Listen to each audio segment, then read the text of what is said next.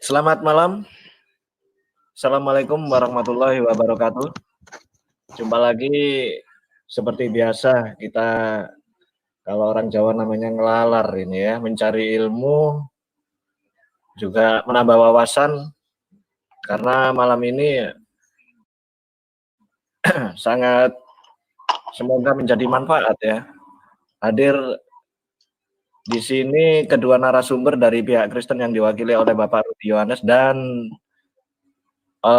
di pihak Islam oleh Mas Fakhrudin ya kan yang punya channel AGK Apologetok seperti itu. Malam ini dialognya mengangkat tema jaminan keselamatan dalam perspektif Islam dan Kristen. Ini seperti biasa ya kan narasumber sudah seperti bebuyutan ini. Sudah tidak asing lagi. Oke, tanpa membuang waktu lagi seperti biasa saya tampilkan role di sini. Di session yang pertama selama 7 menit presentasi diwakili kalau kemarin itu Mas itu apa itu Pak Rudi dulu, sekarang Mas Fakhrudin dulu ya saya kira, terus 7 menit berikutnya baru Pak Rudi dari pihak Kristen, dan 3 menit di session yang kedua 3 menit pertanyaan kepada pihak Kristen dan 7 menit untuk menyangga, dan ini berulang sampai waktu yang disepakati selama 1,5 jam. Iya. Gitu. Oke, yang perlu ditekankan agar menjadi pembelajaran yang kemarin-kemarin itu, dalam 3 menit pertanyaan itu diusahakan cukup fokus ke satu pertanyaan. Jadi next berikutnya satu pertanyaan yang berbeda. Karena apa? Untuk saya pelajari dan dari masukan selama 7 menit untuk mengulas, misalkan 3 menit itu ada 5 pertanyaan, ya kan nggak sampai itu diulas semua, akhirnya nggak mengena dari jawaban itu selama 7 menit untuk menjawab, misalkan disampaikan 5 pertanyaan begitu. Jadi cukup satu pertanyaan. Kedua narasumber seperti yang kemarin pertemuan dari Mas Fakhrudin dengan Pak Rudi, pertanyaan Mas Fakhrudin yang banyak ya kan akhirnya nggak terjawab, begitu juga sebaliknya pertanyaan Pak Rudi. Jadi agar menjadi manfaat bagi pemirsa dan fokus, itu 3 menit pertanyaan itu fokus ke satu pertanyaan beserta ulasannya atau penjelasan pertanyaan tersebut. Begitu Pak Rudi, Mas Fakhrudin, bisa dipahami? Oke, siap insyaallah. Gimana Pak Rudi? Oke, sepakat ya? Iya, siap, sok. Oke, untuk menginjak session yang pertama adalah opening statement atau prolog disampaikan selama 7 menit. Diawali dengan Bapak Fakhrudin, 7 menit timer berjalan, prolog dimulai. Bismillahirrahmanirrahim. Assalamualaikum warahmatullahi wabarakatuh. Asyhadu an la ilaha illallah wa asyhadu anna Muhammadar Rasulullah. Allahumma sholli ala Muhammad wa ala ali Muhammad. Sekarang kita akan membahas tentang masalah keselamatan dalam perspektif agama Islam dan juga Kristen. Orang-orang Kristen selalu menuding bahwa di dalam agama Islam itu tidak ada kepastian dalam keselamatan. Padahal jika mereka, khususnya orang-orang Kristen itu, mempelajari atas sumber-sumber yang ada dalam Al-Quran dan juga hadis, tentunya keselamatan itu sangat jelas terlihat daripada atas apa yang ditampakkan oleh agama Kristen. Salah satu contoh yang bisa kami berikan, di antaranya, pertama, terkait, mungkin bisa disampaikan, biar kita jelas terlihat, atas At-Tirmizi, hadis At-Tirmizi, nomor 3681, moderator, tolong diperlihatkan. Bentar, Tirmizi 3681 ya. Betul.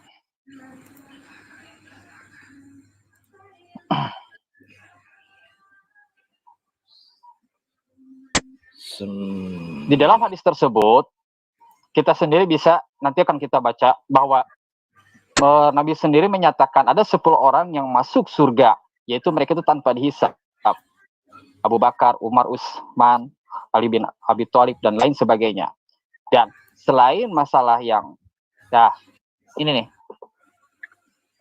ini bisa Anda, orang-orang Kristen, silakan untuk Anda membaca atas apa yang kami sampaikan, bahwa inilah salah satu bukti atas apa yang disampaikan oleh kami terkait adanya kepastian di dalam keselamatan di dalam Islam. Ada 10 orang, itu diantaranya. Bahkan pada hadis riwayat Muslim nomor 318, di sana dinyatakan ada 70.000 orang yang masuk surga tanpa dihisap. Moderator tolong dibantu pada hadis riwayat Muslim nomor 318.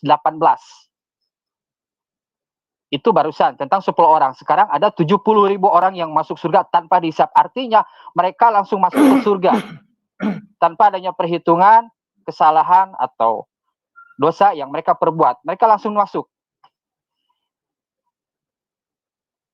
Hadis riwayat Muslim nomor 318.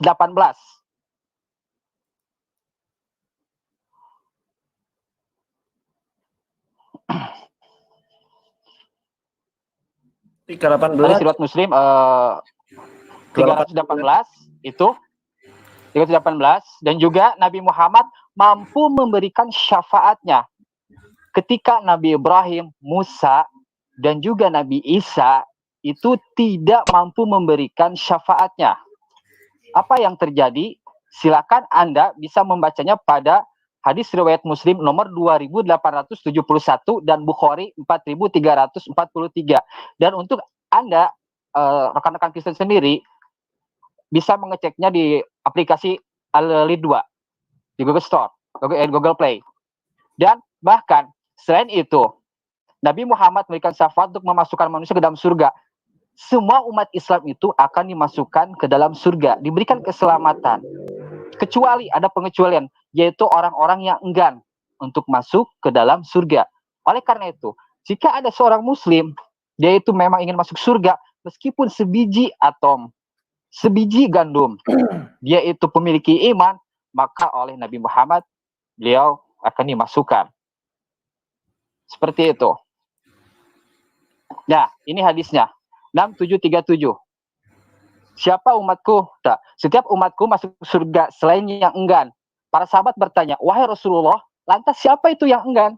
Nabi menjawab, siapa yang taat kepadaku masuk surga, dan siapa yang membangkang, aku berarti ia enggan. Artinya, ketika seseorang ingin masuk surga, yaitu orang-orang muslim, maka dia harus taat kepada Nabi Muhammad SAW. Dan barang siapa yang tidak taat kepada Nabi Muhammad, maka ia termasuk orang yang enggan. Otomatis dia tidak akan mendapatkan keselamatan. Seperti itu. Kaum muslimin dan muslimah, dimanapun Anda berada, seperti barusan yang kami sampaikan, ketika Nabi Ibrahim, dia itu tidak mampu memberikan syafaatnya, Musa tidak mampu memberikan syafaatnya, Nabi Isa pun tidak mampu memberikan syafaatnya, cuma Nabi Muhammad sendiri yang mampu memberikan syafaatnya kepada manusia. Artinya bahwa ketika seorang muslim pun mendapatkan syafaatnya dari beliau, tentunya orang-orang sebelum beliau hidup, ketika dia itu memiliki iman meskipun sebiji, gitu kan, atau maka dia akan mendapatkan syafaat dari Nabi Muhammad SAW. Pada tentang adanya keselamatan di dalam agama Kristen. Bagi kami, keselamatan di dalam Kristen itu merupakan sebuah khayalan. Bagaimana mungkin agama Kristen memiliki keselamatan ketika orang-orang Kristen tidak mampu menyelamatkan atas segala problematika hidup manusia? Ternyata Alkitab tidak mampu memberikan penerangan atau petunjuk. Bukti nyata itu bisa Anda lihat sejarahnya ketika orang-orang Eropa, yaitu Kristen, notabene-nya mereka nyungsep selama 1000 tahun. Itu ketika kanon PB sudah dikanonkan. Artinya, bagaimana mungkin orang-orang Kristen dia mampu diselamatkan di akhirat kelak ketika problematika hidup manusia saja di dunia ini ternyata Alkitab telah mendorong orang-orang Kristen untuk masuk ke dalam dunia kegelapan, dunia kebodohan, zaman kegelapan selama 1000 tahun lamanya. Artinya, ketika seseorang itu meyakini bahwa melalui Yesus dia akan masuk surga, dia akan mendapatkan kerjaan surga, saya kira omong kosong. Karena bagaimana mungkin seseorang bisa masuk surga ketika problematika hidupnya saja Alkitab tidak mampu memberikan cahaya, tidak mampu memberikan petunjuk, justru telah menghantarkan dia ke dalam zaman kebodohan, dan itu fakta sejarah yang tidak bisa dibantah kecuali oleh orang Kristen yang bodoh tentang masalah sejarahnya sendiri. Seperti itu. Dan nanti kami memberikan satu pertanyaan terkait atas apa yang kami sampaikan, dan tentu saja ruang lingkupnya tentang masalah keselamatan. Terima kasih. Assalamualaikum warahmatullahi wabarakatuh. Terima kasih untuk Mas Fahrudin, prolog yang sangat baik ya kan, selama 7 menit. Mungkin tidak membuang waktu lagi, selama 7 menit prolog dari pihak Kristen yang diwakili oleh Bapak Rudi Yohanes akan disampaikan. Timer meluncur, prolog meluncur. Oke, terima kasih. Suaranya jelas ya. Ini apa namanya itu? Sekali, Om. Saya sudah mendengar pemaparan dari Saudara Fahrudin. Hanya saja saya dibuat jadi bingung sama Fahrudin ini. Loh, kok bingung? Sekarang saya bingungnya begini loh. Mana lebih tinggi hadis atau Al-Quran? Itu lagi yang terjadi di pikiran saya. Ya, kenapa tidak ada dia mengambil Al-Quran? Oke, saya tidak melarang dia mengambil hadis, karena itu adalah bagian dari iman si Fahrudin. Karena dibilang di 5 rukun iman, saya nggak tahu apakah hadis masuk situ. Beriman kepada kitab-kitab Allah. Saya nggak tahu apakah hadis itu kitab-kitab Allah atau ucapan manusia yang dijadikan sebagai dasar hukum. Kan demikian. Nah, kawan-kawan, yang saya bingungkan lagi di situ, Nabi Muhammad menjamin orang ke surga. Akan dibilangkan berarti belum masuk surga. Ataukah 10 teman itu sudah masuk surga? Kan demikian. Tetapi di situ saya lihat bahwa Fahrudin ini melakukan sebuah blunder. Bagaimana Nabi Muhammad punya kuasa untuk memasukkan orang ke surga, sedangkan Nabi Muhammad belum ke surga. Kita tahu Nabi Muhammad masih dimakamkan di dataran Arab sana. Kalau dimakamkan, artinya itu masih menunggu kebangkitan. Al-Quran sendiri yang membilang bahwa pada hari akhir nanti akan ada kebangkitan dulu. Setelah kebangkitan dulu baru dihakimi. Contoh nih, saya, Rudi Yohanes, saya katakan nanti 10 orang teman saya masuk surga. Sementara saya belum masih mati nanti. Kan lucu. Ya, tapi tidak apa, itu iman masing-masing. Saya tidak menyangkal itu, silakan saja. Tapi dari segi pandangan saya begitu. Nah, kalau ditanya bagaimana keselamatan di dalam Kristen, yang langsung sekarang sudah di surga ada 3 orang. Saya urutkan. Henok dulunya. Henok itu adalah manusia yang hidup tidak di bawah hukum Taurat, tetapi dia dipilih Tuhan langsung ke surga. Elia adalah orang yang hidup di bawah hukum Taurat, tetapi dia tidak berdosa. Tahu kan hukum Taurat artinya adalah bisa juga saya bilang Israel dan non-Israel ini sekarang ya. Ketiga, orang yang disalib di sebelah Yesus itu adalah orang yang hidup di bawah hukum Taurat, dia berdosa, tetapi dia diampuni Yesus dan masuk surga. Dan ada lagi beberapa orang, contohnya 12 murid akan duduk di atas tahta katanya. Tapi itu pembahasan yang terlalu jauh, nanti saya bahas dulu yang 3 ini. Ya, artinya apa? Di dalam Injil itu sudah ada keselamatan. Dan di dalam Injil juga ada janji keselamatan. Sementara di dalam Al-Quran, tidak ada keselamatan satupun. Kalau Fahrudin sanggup menunjukkan nanti, saya akan ikut agamamu.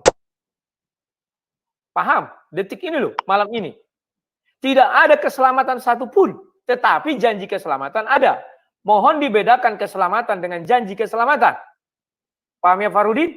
Nah, kawan-kawan, apa yang membuat kamu sampai ke surga? Kalau di dalam ajaran Kristen sudah jelas bahwa orang harus, Yohanes 14 ayat 6, akulah jalan dan kebenaran dan hidup. Barang siapa tidak melalui aku, melalui aku baru sampai kepada Bapa. sebentar ya. Itu ayatnya, sebentar saya bukakan biar jangan salah nanti ya. Akulah jalan dan kebenaran hidup. Tidak ada seorang pun yang datang kepada Bapa kalau tidak melalui aku. Itu sudah digariskan Yesus. Lantas orang bertanya, bagaimana dengan orang zaman dahulu? Aku itu siapa? Yesus. Yesus itu siapa? Yohanes 1 ayat 1. Pada mulanya adalah firman. Yesus itu pada mulanya adalah firman Allah. Jadi kalau kita substitusikan, mengerti ya, substitusi kalau di dalam kalimat matematika, ini saya buka dulu ya. Mohon tunggu saya share dulu ya. Bentar. Mohon di share screen ayat kitab suci saya. Nah, kata Yesus kepadanya, akulah jalan.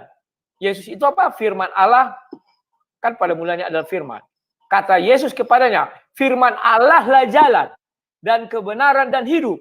Tidak seorang pun yang datang kepada Bapa kalau tidak melalui firman Allah. Mulai dari Adam sampai Yesus datang, bahkan sampai nanti, semua orang yang tidak hidup di dalam firman Allah tidak akan sampai kepada Bapa. Jadi keselamatan di dalam Kristen itu sejak dari dulu kala sampai nanti hari akhir ada. Dan buktinya sudah ada 3. Jadi bukan janji lagi, tetapi dia sudah kepada bahwa jalan keselamatan itu sudah ada. Kalau janji-janji dan janji, saya sebagai manusia tidak percaya. Tetapi sudah dibuktikan Yesus juga bahwa kematian Yesus memberi kabar kepada kami. Setelah ada kematian, ada kebangkitan. Yesus kan bangkit. Setelah ada kebangkitan, baru ada jalan ke surga. Yesus kan naik ke surga. Sementara di dalam ajaran Islam tidak ada yang seperti itu. Tidak ada satu orang manusia pun yang digambarkan sudah mati, bangkit dan naik ke surga. Itu tidak ada. Itu masih sebuah hayalan. Janji bahwa nanti di hari akhir orang akan dihakimi. Dan hakimnya siapa? Semua orang sudah tahu. Hakimnya saja tidak berani menentukan orang ke surga sekarang atau ketika ayat-ayat di dalam Al-Quran itu ada. Tetapi kenapa yang dihakimi berani menentukan orang ke surga? 10 orang pertama. Dan itu kita nggak tahu apakah sudah di surga. Karena Nabi Muhammad sudah naik ke langit 1 sampai 7, tidak ada 10 sahabat itu. Oke, sekian dan terima kasih. Lanjut. Oke, terima kasih Pak Rudi atas prolog pembukanya, sangat bagus. Dan kita menginjak ke session kedua, session yang ditunggu-tunggu, ya kan, selama 3 menit. Pertanyaan dari pihak Muslim disampaikan oleh Mas Fakhrudin selama 3 menit ya.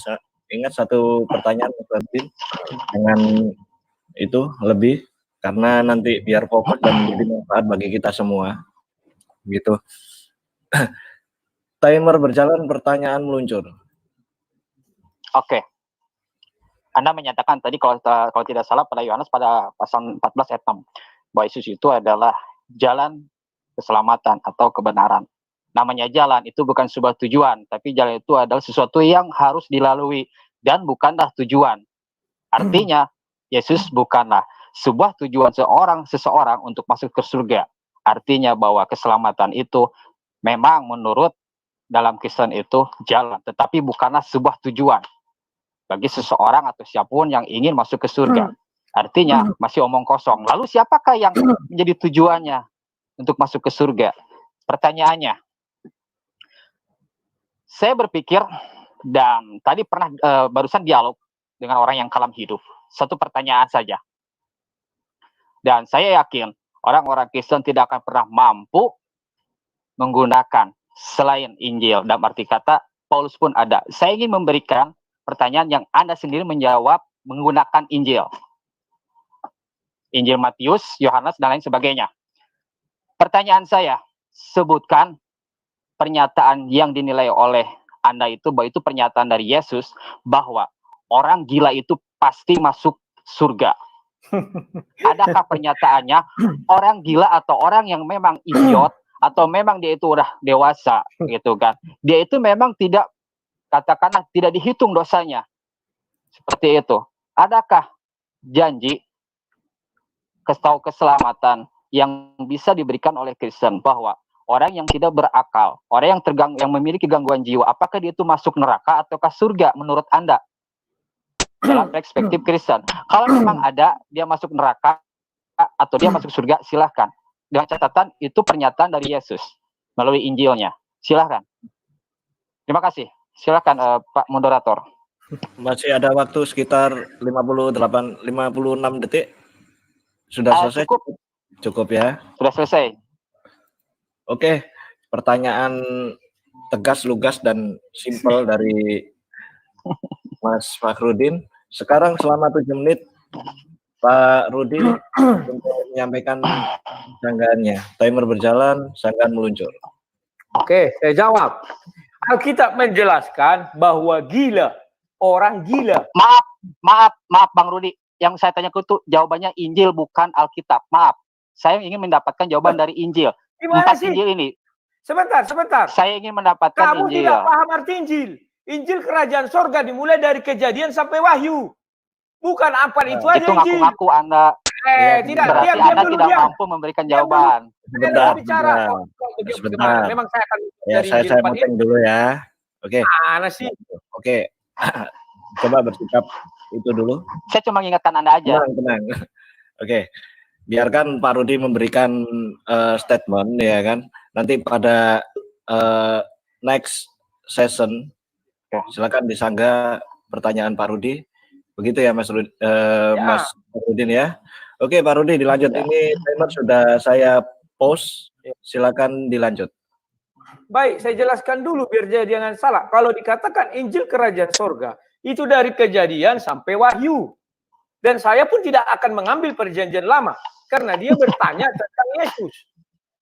Kalau saya bilang Alkitab, itu kitab suci kami dikatakan Alkitab atau Bible. Oke? Jangan kamu tolak itu. Yang pernah. Di dalam Alkitab atau Bible itu dijelaskan. Di dalam Injil ya. Nanti kita cari dulu. Aku udah lupa ya. Ketika Yesus turun dari perahu di Galilea. Sebentar, Yohanes 6. Sebelum Yohanes 6 itu ya ada orang tuh. Oh tunggu, Matius 19. Sebentar. Matius 19. Udahlah, nanti saya cari. Bahwa ketika Yesus turun dari perahu, ya ada orang gila datang menghampiri. Ternyata orang gila itu kerasukan iblis. Nah, di dalam dunia sekarang, gila itu banyak jenis. Gila karena narkoba, masuk neraka. Gila karena pesugihan, masuk neraka. Gila karena ditabrak, ini mungkin masalah. Tapi selama dia sebelum gila, artinya dia mati nanti. Artinya Roma 6 ayat 23 mengatakan upah dosa adalah maut. Berarti ketika dia mati artinya dosa. Gila yang bagaimana mau dibilang? Adakah orang gila dari lahir? Tidak ada. Itu kamu karang-karang aja. Semua orang gila itu adalah perubahan pikiran, otak yang rusak. Artinya dia setelah dewasa atau setelah besar, baru dia gila. Kalau kamu bilang gila, jalan keselamatan itu sudah tegas dibilang Alkitab. Akulah jalan. Selesai. Yohanes 14 ayat 6. Artinya kalau mereka tidak mengikuti firman Tuhan, kan saya bilang tadi substitusikan. Aku itu adalah Yesus. Yesus itu adalah firman Allah. Akulah jalan.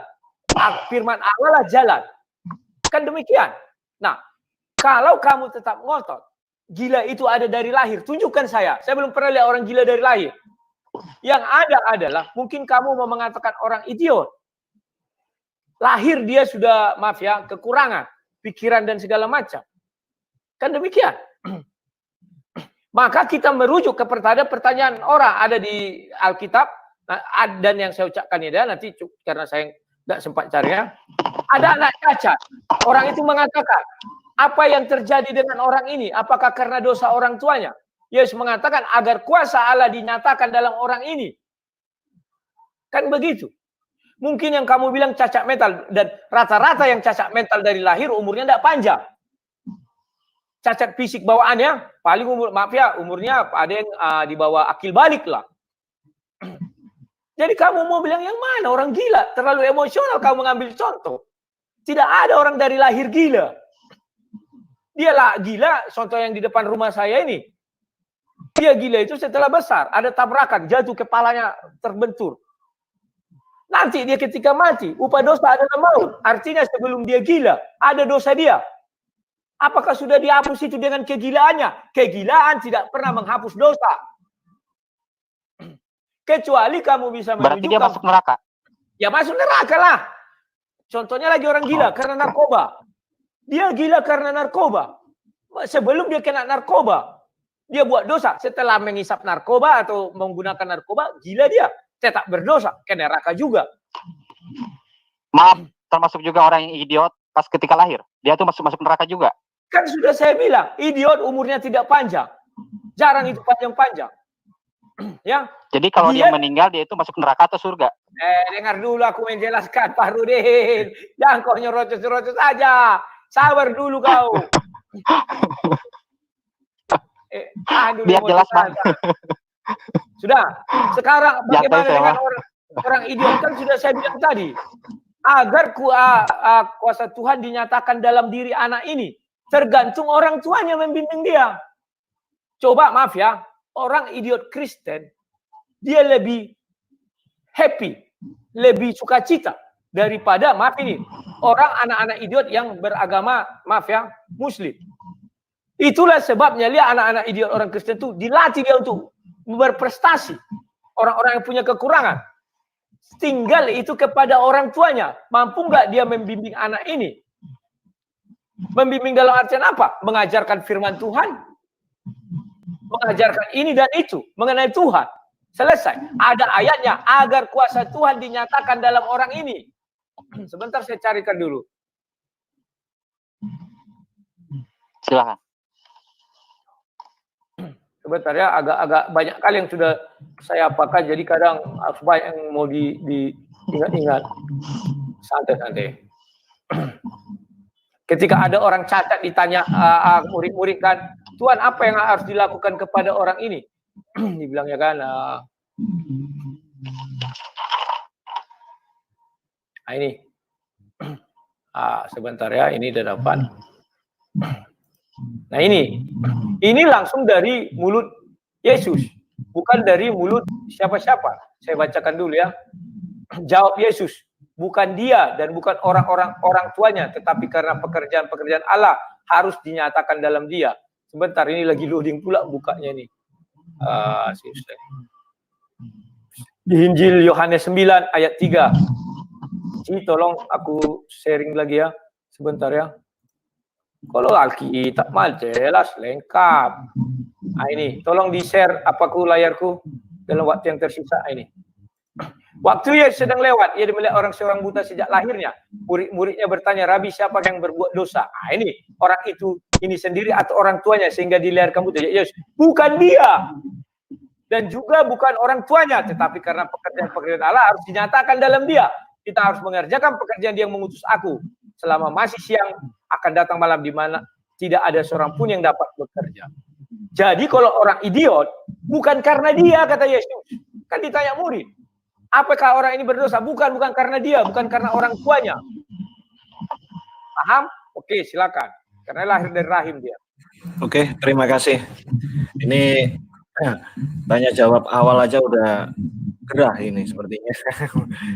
Inilah menariknya kalau dialog sensenya lebih terasa ya kan, dan literatur.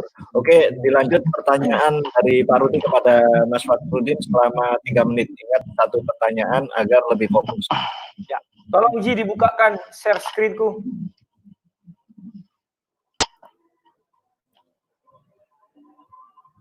Ya, ini coba kita tonton dulu ya kawan-kawannya, sedikit aja.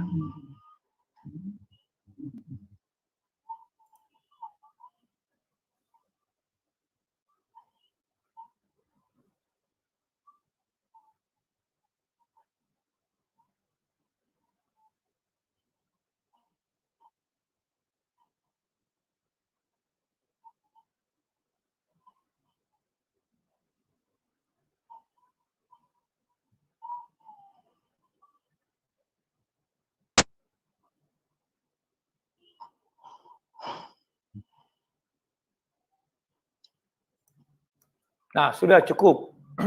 Perhatikan. Jalan keselamatan tidak ada di dalam Nabi, yang ada di dalam batu Hajar Aswad. Karena dia menyedot dosa. Sekarang tolong kamu jelaskan, mengapa batu Hajar Aswad? Jangan kamu bilang tidak benar. Itu Ustadz Abdul Somad yang ngomong. Orang yang top di Indonesia ini. Seorang ulama yang bisa dipercaya ucapannya. Mengapa batu itu lebih berkuasa daripada Nabi? Kamu tadi mengatakan Ibrahim aja tidak bisa menyelamatkan orang. Yesus saja, Nabi Isa tidak bisa. Tetapi kenapa baju Hajar bisa menyedot dosa? Dan saya tanyakan kepada kamu, jelaskan, apakah ritual sekarang yang kalau orang berhaji, kan memegang Hajar Aswad juga, orang berebut. Apakah itu ada jalan keselamatan juga? Penting jelaskan mengenai Hajar Aswad itu. Silakan. Sudah cukup, Pak Rudi? Sudah. Bertanya. Tapi maaf ini, oke, siap. Oke, selama 3 menit dimanfaatkan oleh Pak Rudi untuk melontarkan pertanyaan soal Hajar Aswad ya, itu tadi videonya sangat dihafal videonya sama Pak Rudi. Oke. Selama 7 menit timer meluncur, tanggahan meluncur buat Mas Fakhrudin. Umar bin Khattab ketika akan mencium batu itu, kalau dia tidak melihat Nabi Muhammad SAW mencium batu, tentu saja Umar bin Khattab tidak akan pernah mencium batu. Terlebih dia sendiri sebelumnya sebagai seorang pagan. Kenapa dia mengikuti atau mencium batu sebagaimana yang diikuti atau sebagaimana yang dilakukan oleh Nabi Muhammad SAW itu karena mengikuti atas apa yang dilakukan oleh Nabi Muhammad. Lalu sebenarnya apakah itu mampu menghapus dosa? Bukan batunya yang mampu menghapus dosa, melainkan mengikuti Nabi sendiri. Sebagaimana yang barusan saya sampaikan terkait masalah hadis, gitu kan. Jika seseorang ingin masuk surga, semuanya itu akan masuk surga kecuali siapa? Oh ya, kecuali orang yang enggan. Hadisnya mengatakan bentar bang. Kecuali orang yang enggan. Siapa itu yang enggan? Itu orang yang tidak mau mengikuti Nabi Muhammad. Jadi akibatnya, jadi sebabnya itu bukan karena batu itu yang mampu menghapus atau menyedot dosa, melainkan yaitu karena mengikuti Nabi Muhammad SAW. Pertanyaan saya sebenarnya justru mempertanyakan dari mana, apakah Anda tahu hadisnya bahwa dengan mencium batu itu mampu menyedot? Justru saya mempertanyakan kepada Anda, Bang, gitu kan, dari mana? Apakah benar-benar itu dari penelitian Anda dalam sumber-sumber Islam sendiri, ataukah memang dari persepsi Anda gitu?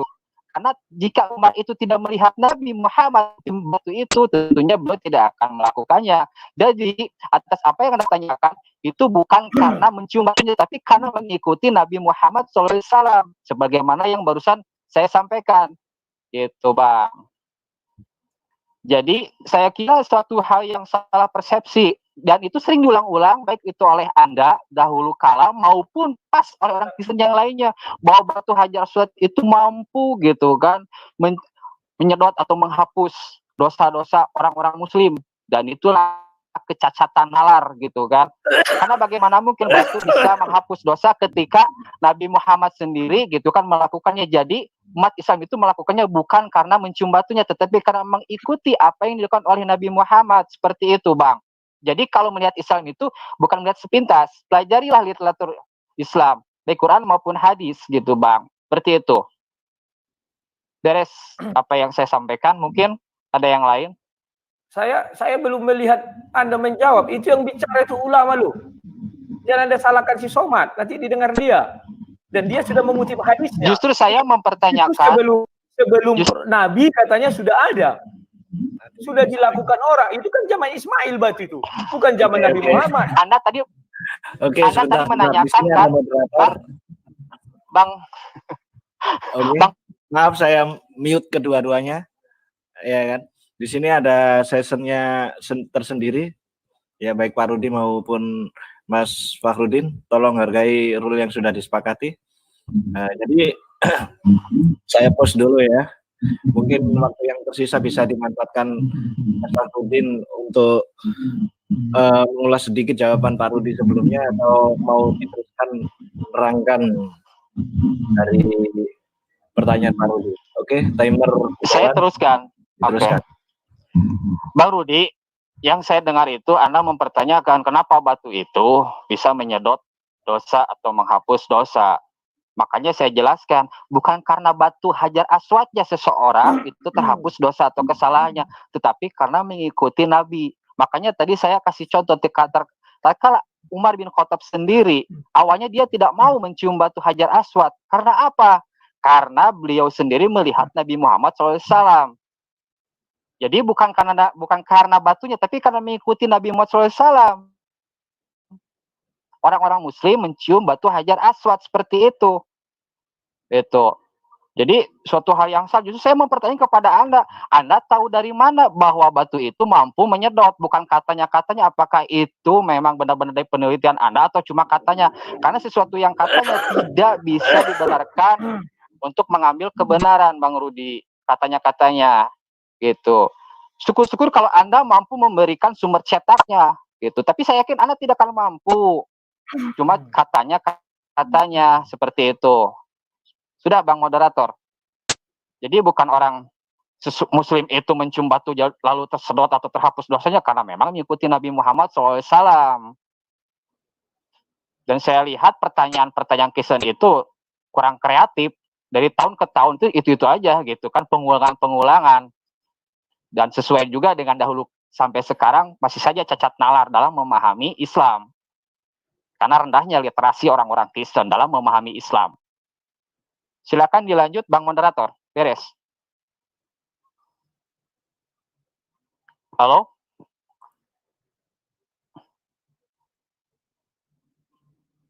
Gus Im? Kemana Gus Im? Ya, dengar suara saya Mas Faru? Ya, udah beres. Oke, beres Bang. Saya kira siap. Masih ada waktu sekitar 2 menitan. Cukup lah, karena cukup, pertanyaan itu pertanyaan yang mengulang. Ya. Oh begitu. Pertanyaan yang mengulang. Oke. Selanjutnya selama 3 menit setelah dari sang debater atau Pak Rudi Yohanes meluncur dan disanggah oleh Mas Fakhrudin, sekarang berganti pertanyaan dari Mas Fakhrudin kepada sang debater atau Pak Rudi selama 3 menit diberikan. Timer meluncur, pertanyaan muncul. Oke. Barusan Anda menjawab terkait masalah orang yang buta gitu kan. Sebenarnya itu tidak kontekstual atas apa yang saya sampaikan. Justru sebenarnya itu ada penafsiran Anda. Jadi apa yang Anda ketahui Anda diterapkan, Anda dipas-paskan karena hal itu tidaklah sesuai dengan apa yang saya tanyakan. Oke lah. Karena saya yakin bahwa Anda tidak tahu gitu kan atas apa yang saya tanyakan. Pertanyaan selanjutnya. Sebutkan di dalam Injil Matius, Markus, Lukas maupun Yohanes. Saya tidak ingin mendengar jawaban selain 4 Injil itu kan. Di manakah posisi seorang bayi ketika dia sendiri meninggal? Apakah masuk neraka ataukah surga? Saya ingin mendengar pernyataan dari Yesus menurut Anda, bahwa itu pernyataan Yesus di dalam Injil, bahwa seorang anak itu yang meninggal pasti masuk surga ataukah neraka. Silakan. Beres, Bang Moderator. Oke, sudah cukup ya. Cukup pertanyaan simpel. Singkat, padat, dan jelas, itu polemik. Dan ngebut ini pertanyaannya. Ya, polemik di dalam internal Kristen. Ya, rupanya malam ini memang sudah sama-sama mempersiapkan pertanyaan dengan baik dan lugas. Ya kan, sama kuatnya, yang satu sang debater, yang satunya apologetok, ya kan. Oke, 7 menit. Tangan buat Pak Rudi untuk menjawab Mas Fakhrudin. Timer berjalan, sangat muncul. Dia bertanya, coba ulang dulu pertanyaanmu, anak-anak yang mana ini? Anak-anak ada 3 jenis saya bagi. Yang pertama, sebutkan, biar simpel pertanyaan saya, sebutkan adakah di dalam Injil pernyataan Yesus menurut Anda bahwa bayi ketika meninggal, siapapun bayinya, apakah dia itu bayi Kristen apakah bayi Muslim, dikala dia meninggal itu apakah masuk neraka atau surga menurut Yesus di dalam Injil 4 itu? Silakan. Ya, begini, saya membagi kalau anak-anak di dalam Bible dibagi secara lengkap. Yang pertama, orang yang mati dalam kandungan. Ayub mengatakan dia dianggap tidak ada. Dia dari kandungan ibu langsung dibawa ke kuburan. Itulah kuburannya, kandungan rahim ibunya. Jadi dia dianggap tidak ada. Jadi dia tidak berdosa, tidak juga ke surga. Yang kedua, ini saya ambilkan sebuah ayat di Matius, ayat 14 ya, dari Matius 19, 14. Sebentar. Gi, tolong di apakanlah di apa sebentar ini. Oke, share screen. Nah, di sini dikatakan, Alkitab mengatakan, tetapi Yesus berkata, biarlah anak-anak itu, janganlah menghalangi mereka datang kepadaku, sebab orang-orang yang seperti itulah yang mempunyai kerajaan surga. Artinya, ketika dia masih anak-anak mati, dia mempunyai kerajaan surga. Kan kau bilang tadi mengenai anak-anak yang mati kan? Nah, jadi ketika di dalam bayi maaf bang, bayi itu kan muslim, anak. Bayi muslim iya bisa memperjelas aja gitu kan. Sudah, bayi Silakan, itu anak-anak itu mulai dari umur 0 sampai umur, kalau di dalam kitab suci sih sebenarnya nggak ada dibuat patokan ya, tetapi dibilang ada perbedaan antara orang yang menikah, dia harus siap meninggalkan ayah dan ibunya untuk bersatu dengan suami istri. Artinya di bawah itu adalah masih anak-anak. Kata Yesus umur 12 tahun ke bait Allah, artinya 12 tahun ke bawah itu anak-anak. Nah, mereka yang punya kerajaan surga, mereka tetap memiliki dosa waris dari Adam dan Hawa, itulah kematian. Mengenai dosa perbuatan, anak-anak ini belum tahu apa itu dosa. Maka sudah selayaknya tugas orang tua. Oke, ini bayi ya, bayi tidak tahu berbuat dosa. Karena di dalam ayat ini kalau kita lihat mereka masih digendong. Nah, ini ya. Ini sebentar ya.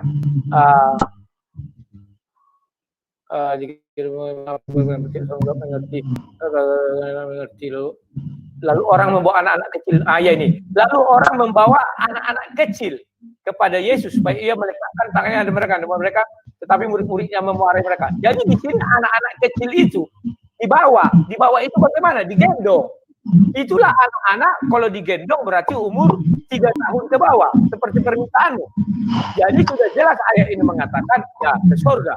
Mereka yang punya kerajaan surga, jangan kau halang-halangi, kata Yesus. Paham ya? Karena mereka tidak kenal dosa perbuatan. Dosa perbuatan mulai dikenal orang setelah balik 12 tahun ke atas. Paham? Jadi sudah saya sebutkan 2. Mengenai yang di dalam kandungan, saya bukakan dulu sebentar. Saya sudah lama sekali tidak membahas ini. Ayub mengatakan, lebih baik aku mati di dalam kandungan ibuku. Aku Ayat surat berapa? Siapa? Ayat surat apa suratnya? Ayat-ayat berapa? Lagi saya cari sebentar. Ayub ada nih. Di Ayub sebentar ya. Ini kok jaringan jadi lambat ya. Saya minta Injil padahal. Loh, Injil dalam Kristen itu apa sih? Mulai dari Kejadian sampai Wahyu, itu namanya Injil Kerajaan Surga. Karena Yesus adalah firman Allah. Gimana sih? Mana bisa kau larang-larang kami? Saya misalnya minta kau dari Al-Quran. Tunjukkan Hajar Aswad tertulis di Al-Quran. Sampai nenek moyang kau turun ke sukai bumi, tak akan bisa kau cari. Bukan aku mengatakan, memang tidak ada tertulis di dalam Al-Quran Hajar Aswad. Maka saya bebaskan kamu mengambil dari hadis. Dan jawabanmu pun tak apa-apa. Kamu menolak si Ustadz Somad. Hadisnya itu ada, sudah pernah saya tunjukkan. Apa kamu maaf bang, dilanjut bang. Maaf dilanjut bang. Jawabannya maaf, silakan dilanjut. Kan bisa, sebentar. Kan dalam debat ini kita bisa menanggapi punya kau pun bisa sisa waktu. Menanggapi punya saya pun bisa. Masa lupa? Jadi sampai sekarang pun kau belum bisa menunjukkan bahwa Hajar Aswad itu lebih hebat dari para nabi. Ya. Saya juga sudah tunjukkan kemarin di Hajar Aswad turun dari surga dan dalam kondisi warna putih, lebih putih dari air susu. Kemudian dosa-dosa anak Adam yang membuatnya sampai berwarna hitam. Hadis sahih riwayat At-Tirmidzi disahihkan oleh Albani. Lihat sahih Sunan At-Tirmidzi 877. Sesungguhnya batu ini akan punya lisan dan 2 bibir, akan bersaksi bagi orang-orang yang menyentuhnya di hari kiamat dengan cara yang benar. HR Al-Hakim dan Ibnu Hibbah, dan disahihkan oleh Albani. Sahih Sikul Jamni nomor 2184. Apalagi yang mengosongkan, sobat tidak mungkin berdusta kepada jamaahnya. Baju itu nanti hidup, maka itu orang ribut menciumnya. Karena dia nanti menjelaskan siapa-siapa yang menyentuh dan menciumnya. Kan hanya dibilang di hadisnya. Bentar, mengenai Ayub saya carikan dulu ya. Ayub.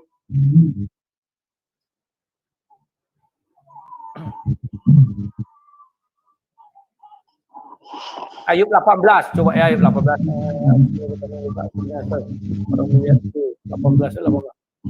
Ya Ayub 18 ya. Tunggu. Ayub 3. Ayub 3, bentar ya. Ayub 3 ayat 11. Ayub 3, Ayub 3. Ada dikit waktu kan. Ayub 3 ya ayat 11.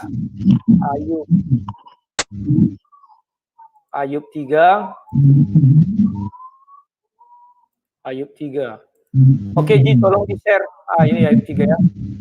Ayat 11 sampai lawan. Mengapa aku tidak mati waktu aku lahir atau waktu aku keluar dari kandungan? Mengapa engkau menerima aku? Mengapa ada buah dada sehingga aku dapat kalau tidak ada sekarang baring tenang? Ayat 18 lagi ya. Dan ayat berapa lagi? Sebentar ini. Sebentar. Ini lagi ya, sebentar. Banyak sekali nih. Ayub 10. Maka aku seolah-olah tidak pernah ada dari kandungan ibuku, aku langsung dibawa ke kuburan. Ayat 18. Mengapa engkau menyebabkan aku keluar dari kandungan? Lebih baik aku binasa sebelum orang melihat aku. Maka aku seolah tidak pernah ada dari kandungan ibuku, aku langsung dibawa ke kuburan. Ya, itu ayat 10. Ya. Tidak terasa, ya kan? Tanggapan yang manis dari Bapak Rudi. Oke, lanjut pertanyaan Bapak Rudi kepada Mas Rudi selama 3 menit beserta penjelasan pertanyaan itu. Waktu berjalan, pertanyaan meluncur. Ini kok suaranya kurang jernih ya, ada noise. Oke, aku mulai bertanya. Jalan keselamatan tadi dibilang si Fahrudin ada di dalam Nabi Muhammad. Bagaimana jalan keselamatan terhadap orang sebelum Nabi Muhammad? Mulai dari Adam sampai Nabi Isa. Saya ingin tahu. Fahrudin bilang bahwa Nabi Muhammad menentukan 10 orang ke surga. Sementara Nabi Muhammad, siapa menentukan Nabi Muhammad ke surga? Belum ada bukti, fakta. Bagaimana dengan dari Adam sampai Nabi Isa? Mereka tidak mengenal Nabi Muhammad. Dengan apa mereka jalannya ke surga? Mereka tidak mengenal Al-Quran. Dengan apa jalannya mereka ke surga? Mereka tidak mengenal Allah Subhanahu wa Ta'ala. Sebab Musa, sesuai firman Allah, Allah menggunakan bahasa yang digunakan Musa. Musa orang Yahudi, orang Israel, maka menggunakan bahasa Ibrani. Di dalam bahasa Ibrani mereka tidak mengenal Allah Subhanahu wa Ta'ala. Tetapi Yahweh setelah itu masuk ke Elohim, Eloi, Elroy. Kalau untuk si Hagar. Nah, ketika dari Adam sampai Yesus, Nabi Isa, dengan apa mereka ke surga? Sebab mereka tidak kenal Allah SWT dan mereka tidak kenal Al-Quran. Silakan. Karena di dalam Al-Quran dikatakan bahwa jalan keselamatan itu, sebentar ya, itu melalui Al-Quran dan Nabi Muhammad ya. Al-Maidah 16. Dengan kitab itulah Allah menunjuki orang-orang yang mengikut keridahannya ke jalan keselamatan. Dan Allah mengeluarkan orang-orang itu dari gelap gulita kepada cahaya yang terang benderang dengan seizinnya. Dan menunjuki mereka ke jalan yang lurus. Sekarang silakan jawab, bagaimana Adam sampai Isa bisa ke surga? Mereka tidak mengenal Allah SWT, itu fakta. Karena mereka bukan berbahasa Arab. Mereka tidak mengenal Al-Quran, itu fakta. Sebab waktu zaman itu Al-Quran belum ada. Mereka tidak mengenal Nabi Muhammad. Karena Nabi Muhammad Nabi terakhir. Silakan. Jadi tolong disimpulkan sebahasanya Bang. Jadi biar nggak melebar. Ya bahasanya udah itu. Pertanyaannya yang biar simpel. Orang-orang sebelum Nabi Muhammad ke surganya dengan apa? Keselamatannya bagaimana? Itu aja. Kalau simpel bahasa pasarannya begitu. Tapi sudah saya jelaskan yang saya maksud. Silakan. Cukup Pak Rudi ya. Silakan. Oke. Oke. Selama 7 menit diberikan kepada Mas Fahrul untuk memberikan tanggapan waktu meluncur, sanggahan meluncur. Tolong kalau nggak salah di surat Al-Baqarah ayat 62 Bang moderator bisa dibantu. Al-Baqarah ayat 62.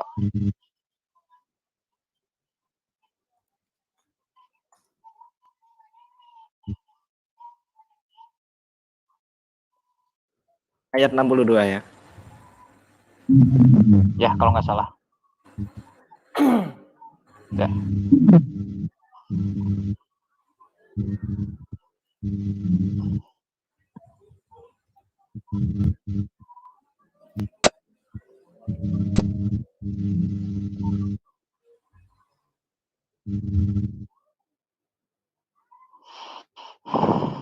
Sudah benar ini?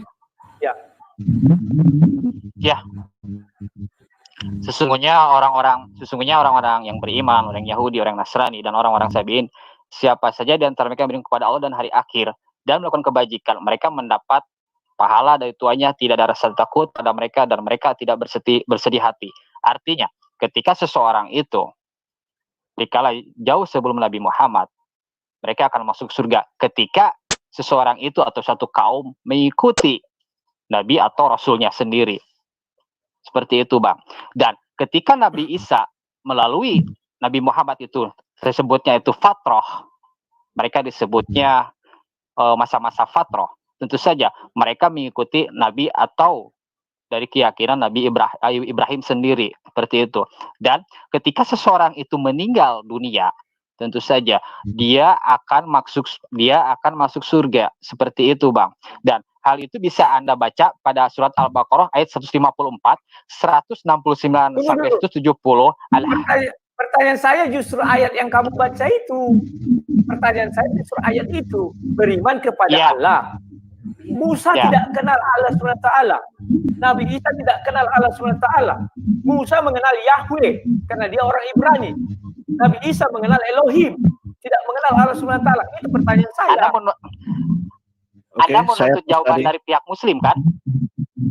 Anda menuntut jawaban dari pihak Muslim. Tentunya Anda pun harus mengikuti pemikiran dari seorang Muslim dalam hal seperti ini. Ketika Anda menolak bahwa Nabi Isa itu bukan Yesus, bla bla bla bla, dan Musa sendiri itu tidak mengetahui Allah, gitu kan? Makanya saya bacakan seperti itu, Bang. Ketika seseorang, pertanyaan saya justru itu. Barusan saya perjelas. Kamu pertanyaan lagi. Pertanyaan saya itu. Ini ayat Al-Baqarah ayat 62, Bang. Musa kan tidak kenal Allah SWT. Oke. Musa tidak kenal Allah SWT. Anda sudah melebar pertanyaan. Tidak. Anda melebar pertanyaan. Oke, Pak. Itu seperti itu. Jadi Anda menanyakan Musa tidak mengenal Allah ataukah orang-orang sebelum Nabi Muhammad itu masuk surga atau neraka? Itu kan pertanyaannya. Jadi yang benarnya Anda tanyakan itu Musa tidak mengenal Allah ataukah pertanyaannya? Adam sampai Nabi Isa. Coba simak pertanyaan saya. Adam sampai Nabi Isa, ya kan, tidak mengenal Allah SWT. Karena Allah sudah mengatakan menurunkan kitab suci berdasarkan bahasa masing-masing. Bahasa Musa, bahasa Ibrani. Nabi Isa juga Ibrani, kadang Yunani. Paham maksud saya? Sehingga mereka tidak diturunkan dengan kalimat Allah, tetapi Yahweh. Oke, sudah cukup. Saya kira Pak Rudi biarkan Mas Rudi untuk melanjutkan tangannya. Nanti Pak Rudi bisa menyangga kembali di session selanjutnya. Oke, timer dilanjutkan. Mas Rudi, silakan.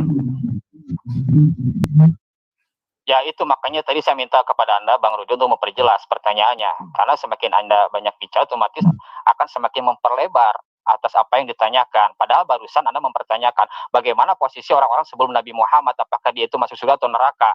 Lalu Anda menimpali lagi bahwa Musa tidak mengenal Allah, Nabi Isa tidak mengenal Allah. Tentu saja ini sebuah pertanyaan besar kepada saya. Anda itu yang Anda tanyakan itu yang mana sebenarnya? Seharusnya Anda jangan memperlebar pertanyaan, Bang. Makanya barusan ketika Anda tanyakan bagaimana orang-orang yang sebelum Nabi Muhammad itu apakah mereka itu masuk surga ataukah neraka. Makanya saya menyampaikan Al-Baqarah ayat 62. Seperti itu. Dan dikala orang-orang itu atau suatu kaum itu tidak termasuk katakanlah Yahudi, dan juga Kristen yang ketika Nabi Isa atau Nabi Musa diutus, maka mereka termasuk orang-orang Sabi'in atau Sabi'un, seperti itu Bang, gitu. Lalu mereka mengikuti siapa? Mereka tentunya dengan alasan yaitu ketauhidan Bang. Karena Nabi Musa, Nabi Isa itu tidaklah menunjukkan syariat sebagaimana yang diberikan oleh Nabi Muhammad, melainkan ketauhidan, seperti itu Bang. Itu intinya. Jadi ketika katakanlah suatu umat atau suatu kaum dia itu hidup berada di zamannya Nabi Musa, tentu saja dia harus mengikuti apa yang disampaikan oleh Nabi Musa. Begitu pula sebaliknya ketika Nabi Isa, seperti itu Bang. Dan ketika Nabi Isa dan juga Nabi Muhammad itu ada senggang waktu sebutnya fatrah. Nah, di sanalah bisa disebut dengan sebagai kaum orang-orang Sabi'in. Ya, seperti itu Bang. Silakan ada yang lain. Itu sih yang bisa kami sampaikan. Gitu. Jadi Anda harus memahami dulu apa itu Sabi'in sendiri gitu kan. Tentu saja mereka akan masuk surga ketika mereka pun ada Nabi dan Rasul. Karena tidak mungkin adanya Nabi dan Rasul ketika dia sendiri sudah diutus. Tentu saja harus mengikuti Nabi dan Rasulnya sendiri gitu kan. Seperti itu. Ya, silakan. Sudah Bang, cukup Bang moderator. Sudah cukup, tidak ada ulasan dari jawaban Pak Rudi yang sebelumnya. Ya, dan terkait masalah Nabi Musa tidak mengenal Allah, Anda silakan untuk dibaca pada Keluaran pasal 3 ayat 15 sama Yesaya pasal 46 ayat 9, seperti itu. La ilaha illallah, tidak Tuhan selain dan berarti kata mereka itu sungguh-sungguh sangat menekankan tentang keesahan, gitu kan. Makanya disebutlah Islam itu sebagai agama yang sempurna. Apa yang disempurnakannya? Apakah pembahasan sebelum Nabi Muhammad itu ada pembahasan politik, sosial dan budaya? Tidak ada. Seperti itu. Nabi Isa, Nabi Musa cuma menekankan sisi-sisi ketauhidannya saja dan diperbaiki syariatnya oleh Nabi Muhammad. Di sanalah salah satu Islam sebagai penyempurna agama sebelumnya. Seperti itu. Makanya Anda tidak akan bisa menemukan permasalahan pemecahan politik, ekonomi, sosial budaya di dalam Yahudi maupun Kristen. Karena jika menurut Anda itu, ada di dalam Kristen, tentu saja orang-orang Kristen tidak akan mengalami zaman kebodohan, kegelapan selama 1000 tahun. Tentu saja perpolitikan, ekonomi, dan sebagainya itu tidak akan pernah terjadi. Seperti itu Bang. Itu. Jadi udah saya sampaikan ayat-ayatnya seperti itu. Silakan dilanjut Bang moderator. Oke, Sanggan yang itu ini lawan sama-sama alot ini. Kalau daging itu daging kikil ini ya kan, sama-sama menggigit, pertanyaannya sama-sama menggigit, ya kan. Sanggannya juga sama-sama menggigit, jadinya malam semakin gerah. Dan untuk selanjutnya pertanyaan dari Mas Fahru kepada Pak Rudi Yohanes, yang tadi adalah pertanyaan dari Bang Rudi ya. Oke, selama 3 menit diberikan waktu kepada Mas Fahru untuk meluncurkan pertanyaan. Timer meluncur, pertanyaan meluncur. Pertanyaan pertama, saya meminta masalah jawaban Injil, dan Anda mendasari bahwa dari Alkitab, dari katakan Kejadian sampai Wahyu itu adalah Injil. Dan jika Anda mengetahui sejarah masalah awal mula terjadinya perjanjian baru, ketika saya bertanya kepada Anda siapa yang pertama menggunakan istilah perjanjian baru, tentu saja Anda akan pernah tahu, gitu kan. Dan bahkan pertanyaan kedua saya pun, ketika saya mempertanyakan kepada Anda, saya ingin menggunakan Injil, Anda berkomentar bahwa cukup dari Kejadian sampai Wahyu itu adalah Injil. Dan itu saya perhatikan Anda lagi tidak menjawab atas apa yang saya pertanyakan. Apalagi barusan Anda ternyata memberikan sebuah pernyataan dan bahkan bisa diulang jika Anda tidak percaya. Anda menyatakan bahwa seorang anak itu balik 12 tahun ke atas, gitu kan. Pertanyaan saya, ada nggak sih di dalam Injil atau pernyataan Yesus langsung bahwa balik itu 12 tahun sebagaimana pernyataan Anda? Karena kami sempat dialog dengan Firman Legowo, dia sendiri tidak tahu usia balik untuk anak itu berapa tahun. Dan sekarang saya mempertanyakan kepada Anda, karena barusan Anda menyatakan bahwa seorang anak itu balik 12 tahun ke atas. Pertanyaan saya, biar saya simpel mempertanyakan kepada Anda, mungkin Anda pun memahaminya. Tunjukkan di dalam Injil Yohanes, Matius, Lukas, Markus, adakah pernyataan Yesus sebagaimana pernyataan Anda bahwa anak itu baliknya usia 12 tahun ke atas? Silahkan. Jadi saya pengen tahu apakah sesuai dengan Injil. Injil keempat, ingat ya, Matius, Bang Rudi, Markus, Lukas, dan Yohanes. Saya ingin 4 dari itu. Ada nggak pernyataan Yesus bahwa anak itu balik 12 tahun atas pertanyaan Anda? Silakan. Sudah Bang Moderator. Oke, cukup ini. Seperti biasa, pertanyaan yang lugas, meluncur deras. Oke, selama 7 menit untuk Pak Rudi menyampaikan jawaban atau sanggahan yang dipertanyakan oleh Mas Fahru. Selama 7 menit diberikan timer meluncur, sanggahan meluncur. Coba share screen. Pertama, saya harus menjelaskan sama si Fahrudin apa itu Injil Kerajaan Sorga. Baca ayat 35 dari Matius 9 ayat 35. Suaranya kok bising ya? Apa ini? Demikianlah Yesus berkeliling ke semua kota dan desa. Ia mengajar dalam rumah-rumah ibadat dan memberitakan Injil Kerajaan Sorga serta melenyapkan segala penyakit dan kelemahan. Bahwa Injil Kerajaan Sorga menurut pengetahuan orang Kristen beda dengan orang Muslim. Kenapa orang Muslim didasarkan kepada Injil Nabi Isa yang tidak tahu apa isinya? Apa-apa saja kitabnya, tidak tahu. Sehingga ketika mereka atau mendengar khotbah-khotbah Injil Matius, Markus, Lukas, langsung dibantai, itulah Injil. Ternyata tidak. Ayatnya ada. Injil Kerajaan Sorga itu dari Kejadian sampai pada Wahyu. Itu yang kami imani. Jadi Anda jangan mengatakan, harus ada dari Injil Matius, Markus, Lukas. Ya tidak bisa dong. Itu sama dengan Anda juga saya batasi. Ketika Anda ingin berkata, saya ingin bahwa kamu ingin menjawab di luar Al-Quran, seperti hadis. Kan demikian. Maka kalau saya tanya kamu tadi, coba cari dari Al-Quran mengenai ajar aswad. Nenekmu bangkit, saya bilang, takkan ada ayat itu. Itu saya bilang sama kamu. Oke? Maka saya izinkan kamu mencari dari kitab suci lain, karena itu imanmu. Jangan kau batas-batasi saya juga, karena ada di dalam kitab suci. Dikatakan Injil Kerajaan Sorga. Mohon dibedakan. Nah, mengenai kamu bilang mengenai akil balik, saya tolak. Karena kita tidak sedang bicara umur-umur pubertas. Kita sedang bicara tentang jalan ke sorga. Di perjanjian lama itu ada. Mengenai menstruasi. Mengenai ini dan itu ada semua. Di perjanjian baru saya belum pernah baca ya. Tapi mungkin ada nanti. Tetapi saya berpatokan kepada orang dewasa itu untuk menikah apabila dia sudah siap. Sudah siap meninggalkan ibu dan ayahnya. Kalau untuk masalah urusan menstruasi dan lain-lain ada nanti di perjanjian lama. Dan itu tidak ada hubungannya dengan tema kita. Bahwa ini mengenai jalan keselamatan ke sorga. Paham ya? Tetapi kalau kamu bilang anak-anak itu sudah ada, saya buka ayatnya. Digendong, arti digendong itu 3 tahun ke bawah. Ya kan? Atau 4 tahun lah kita bilang. Ada anak yang bandel memang digendong ya. Apalagi kayak yang lain-lain. Dah, itu yang bisa saya jawab. Nah, sekarang 2 pertanyaan saya tadi kepada kamu.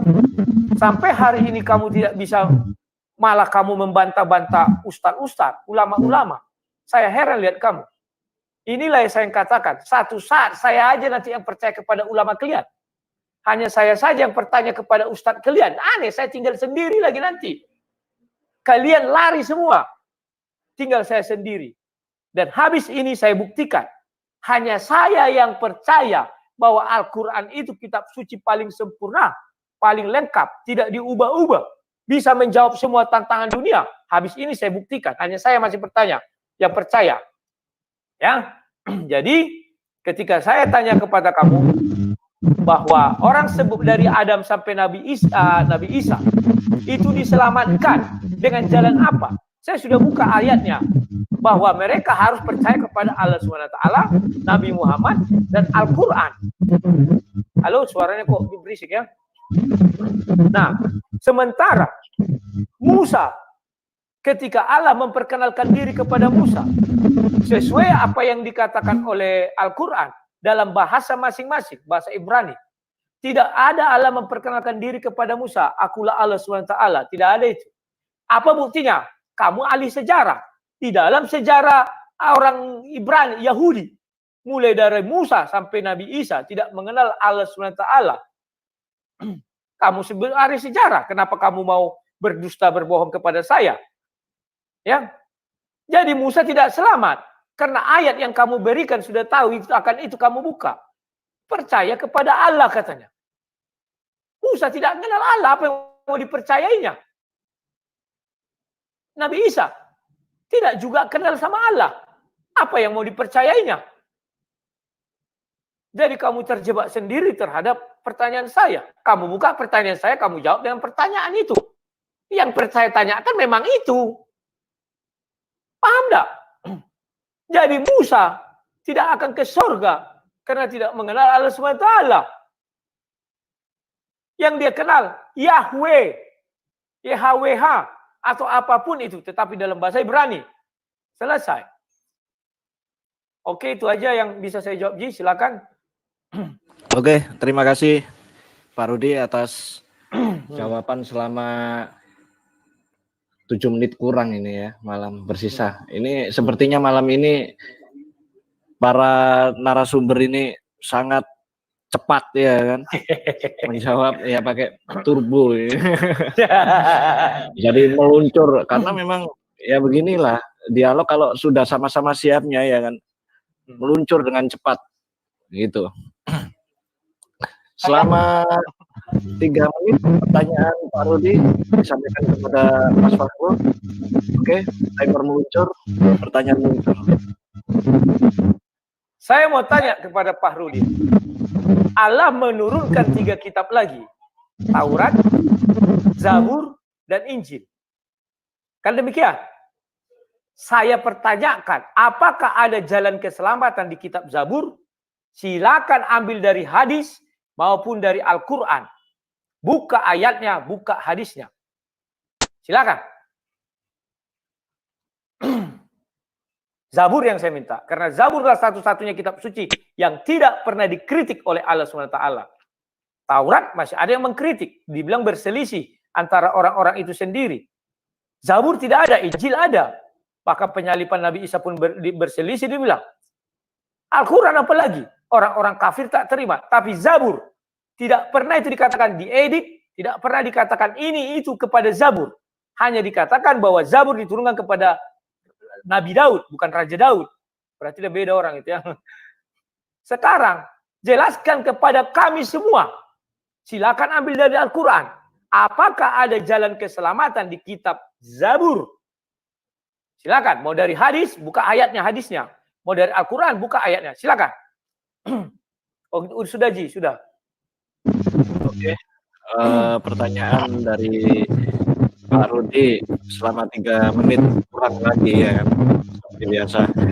Dan selama 7 menit juga Mas Fahrul dipersilakan untuk menyangga, timer berjalan, sadar meluncur. Sebenarnya atas apa yang dipertanyakan oleh Bang Rudi sendiri itu sebenarnya dari topik. Karena apa yang kita bahas adalah keselamatan dalam Islam. Dan juga Kristen. Lalu Anda sekonyong-konyong mempertanyakan tentang masalah Zabur. Adakah keselamatan di dalam kitab Zabur? Dan itu tentu saja apa yang Anda tanyakan itu keluar dari topik. Bang Rudi. Itu masih topik loh, itu kitab Allah SWT. Siapa yang Anda tanyakan itu?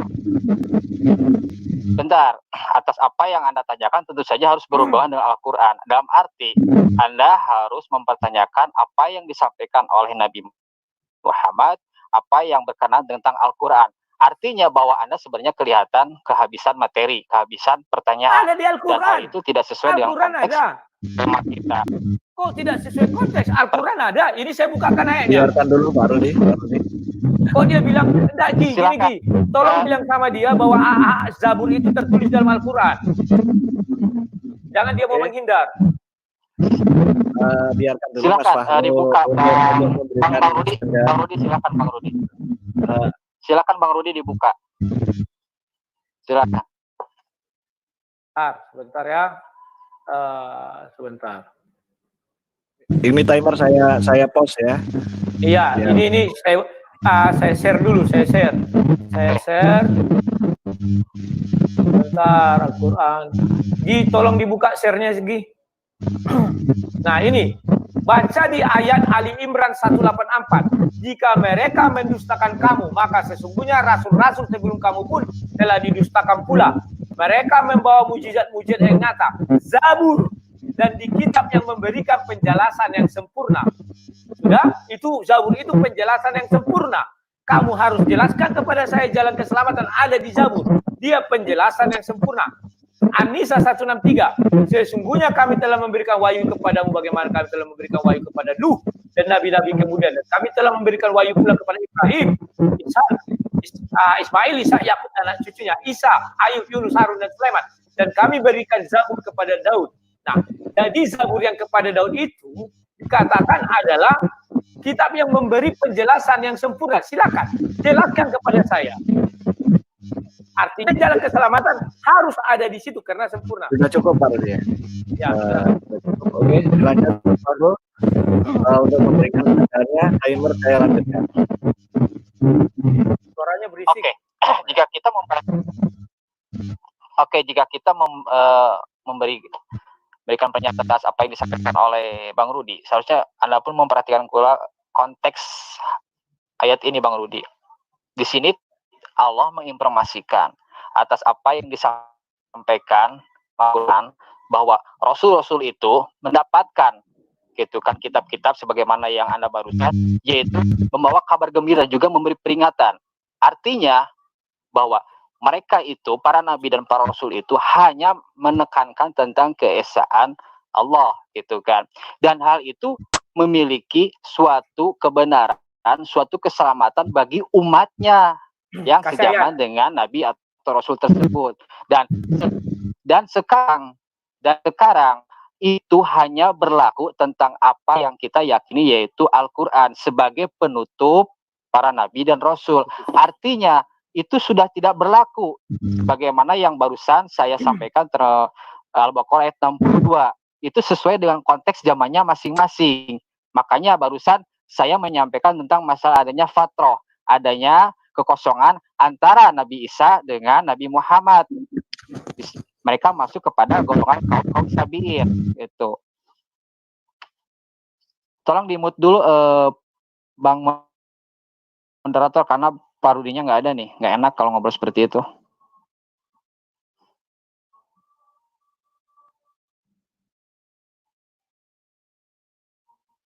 Lanjut Mas Fakru. Oke. Bisa dilanjut Bang Rudi? Bang Rudi? Bisa dilanjut? Halo? Oke, tolong pada surat Ali Imran ayat 4 Gus Imron. Bang moderator tolong. Al Imran itu surat Ali Imran ayat 4.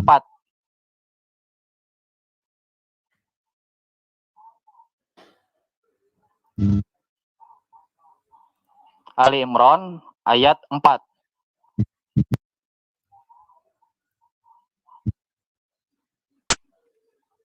Ya, benar ini. Oke. Ya. Ayat 3 dan juga ayat 4. Ayat 3 dan juga ayat 4. 4. Surat Ali Imran ayat 3 sama ayat 4. Ya, di sana di dalam Al-Qur'an ayat 3 sama ayat 4 tolong dibantu biar Bang Rudinya bisa dan juga teman-teman yang lain yang menonton bisa membaca ayat tersebut, Pak moderator. Dia menurunkan kitab Al-Qur'an kepadamu Muhammad yang mengandung kebenaran, yang membenarkan kitab-kitab sebelumnya dan menurunkan Taurat dan juga Injil sebelumnya sebagai petunjuk bagi manusia, dan dia menurunkan Al-Furqan. Sungguh orang-orang yang ingkar terhadap ayat-ayat Allah akan memperoleh azab yang berat. Artinya ingkar artinya bahwa suatu umat itu disebut ingkar ketika dia sendiri hidup di zaman Musa, dia ingkar, tidak menerima apa yang disampaikan oleh Nabi Musa. Begitu pula Nabi Isa dan juga Nabi Daud seperti itu. Dan semuanya itu sudah tidak ada gunanya lagi hingga detik ini, karena itu sudah ditutup oleh adanya Al-Furqan, nama lain dari Al-Quran. Seperti itu Bang Rudi. Jadi dikala Anda menanyakan konteksnya untuk saat ini, adakah keselamatan di dalam Zabur? Lalu Anda menanyakan dalam konteks saat ini, tentu saja itu tidak ada manfaatnya sama sekali karena sudah digunakan dan digantikan oleh Al-Quran. Artinya itu hanya berlaku bagi zaman mereka, Nabi Daud, Nabi Musa, Nabi Isa. untuk sekarang Anda mempertanyakan seperti itu konteksnya tidak kontekstual tentang masalah zaman kita saat ini, karena sudah ada penutupnya yaitu Nabi Muhammad SAW. Seperti itu. Sudah cukup? Masih ada waktu sekitar 2 menit, Mas Syahrul. Cukup, Bang Moderator. Oke. Waktu sudah menunjukkan 1 jam seperempat menit ini. Dan sekarang mungkin satu pertanyaan ya, yang tadi diawali dari Bang Rudi ya. Prolog sekarang bisa diakhiri dari pertanyaan terakhir dari Mas Fahrul. Ya kan, selama 3 menit bisa disampaikan. Timer meluncur, pertanyaan meluncur. Ketika kita masalah barusan kita menyimak atas apa yang disampaikan oleh Bang Rudi terkait masalah hal dosa gitu kan. Justru di sana sendiri adanya sebuah ketimpangan dalam hal Alkitab dan juga ketimpangan atas apa yang Anda sampaikan. Sebagaimana yang contohnya ketika Anda sendiri membahas tentang bayi. Satu sisi Anda meyakini bahwa seorang bayi dosa waris, tapi satu sisi Anda menyatakan yaitu masuk surga gitu. Mana yang jadi pertanyaan sebenarnya itu jadi mempertanyakan sendiri gitu kan. Jadi yang benar itu apakah seorang bayi meskipun sudah memiliki dosa waris, apakah dia tetap akan masuk surga atau gimana gitu. Itu hal yang lain lah. Tapi yang ingin saya pertanyakan pertama gini Bang Rudi. Dosa warisan itu bersumber dari dosa siapa sih sebenarnya? Karena di dalam ini kalau nggak salah Roma pasal 5 ayat 12, tolong Bang Moderator untuk disampaikan supaya kita bisa melihat Roma kalau nggak salah pasal 5 ayat 12 deh. Bahwa Roma, dosa itu bersumber dari Adam. Pasal 5 ayat 12 kalau nggak salah. Roma pasal 5 ayat 12, di dalam ayat tersebut kalau tidak salah itu bersumber dari Adam.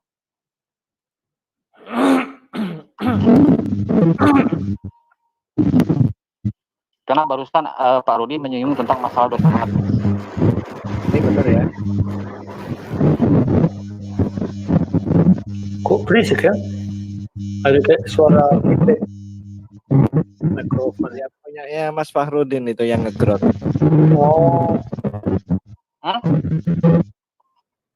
Ya itu sudah keluar Roma 5 ayat 12 Mas Fahrul.